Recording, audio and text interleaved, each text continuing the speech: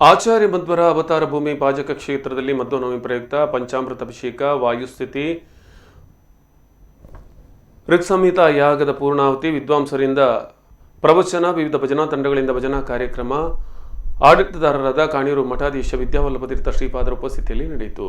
ವಾದಿರಾಜ ಯತಿಗಳಿಂದ ಪ್ರತಿಷ್ಠಿತ ಮಧ್ವಾಚಾರ್ಯರ ಪ್ರತಿಮೆಗೆ ಮಹಾಪೂಜೆಯನ್ನು ನೆರವೇರಿಸಿ ಆಚಾರ್ಯ ಮಧ್ವರು ವೇದಗಳ ಬಗ್ಗೆ ಇದ್ದ ಸಂಶಯವನ್ನು ಪರಿಹರಿಸಿ ವೇದ ಪ್ರಾಮಾಣ್ಯವನ್ನು ತಿಳಿಸಿದವರು. ಭಗವಂತನಲ್ಲಿ ಭಕ್ತಿಯ ಅರಿವು ಬರಬೇಕಾದರೆ ತತ್ವಜ್ಞಾನವನ್ನು ತಿಳಿಯಬೇಕು. ದೇವರು ಸರ್ವೋತ್ತಮ ಗುಣ ಪರಿಪೂರ್ಣ ಎಂಬ ಸ್ವರೂಪ ಸ್ಥಾನವನ್ನು ತಿಳಿಸಿಕೊಟ್ಟು ಗೊಂದಲವನ್ನು ನಿವಾರಿಸಿ ಜಗತ್ತಿಗೆ ತತ್ವಜ್ಞಾನವನ್ನು ನೀಡಿದ ಜಗದ್ಗುರುಗಳಾದ ಮಧ್ವಾಚಾರ್ಯರು ಎಲ್ಲರಿಗೂ ಶ್ರೇಯಸ್ಸನ್ನು ಉಂಟು ಮಾಡಲಿ ಎಂದು ಆಶೀರ್ವದಿಸಿದರು.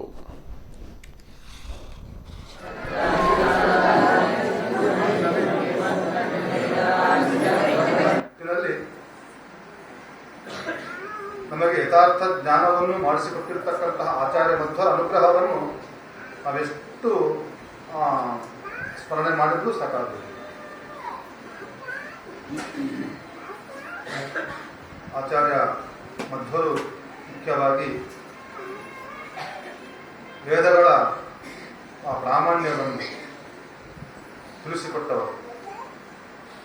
ಕೆಲವರು ವೇದವನ್ನು ಒಪ್ಪುವುದೇ ಇಲ್ಲ, ಕೆಲವರು ವೇದ ಪ್ರಮಾಣ ಅಂತ ಹೇಳಿದ್ರೆ ಕೆಲವರು ಮಾತ್ರ ಪ್ರಮಾಣ ಅಂತ ಹೇಳ್ತಾರೆ. ಈ ತರಹವಾಗಿರ್ತಕ್ಕಂತಹ ವೇದದ ಬಗ್ಗೆ ಅನೇಕ ಗೊಂದಲ ಇದೆ. ಆಚಾರ್ಯರು ಹೇಳ್ತಾರೆ ಎಲ್ಲ ವೇದಗಳು ಪ್ರಮಾಣಗಳು, ಕೆಲವು ವೇದಗಳು ಪ್ರಮಾಣ, ಕೆಲವು ವೇದಗಳು ಅಪ್ರಮಾಣ, ಈ ಭಾಗ ಇಲ್ಲವೇ ಎಲ್ಲ ವೇದಗಳು ಪ್ರಮಾಣವಾಗಿದೆ. ಯುಗಾದ್ಯ ಪಾರಸಂಖ್ಯವ, ಯುಗಾದಿ ವೇದಗಳು ಇತಿಹಾಸ ಭಾರತ ಎಲ್ಲೂ ಪ್ರಮಾಣವಾಗಿದೆ.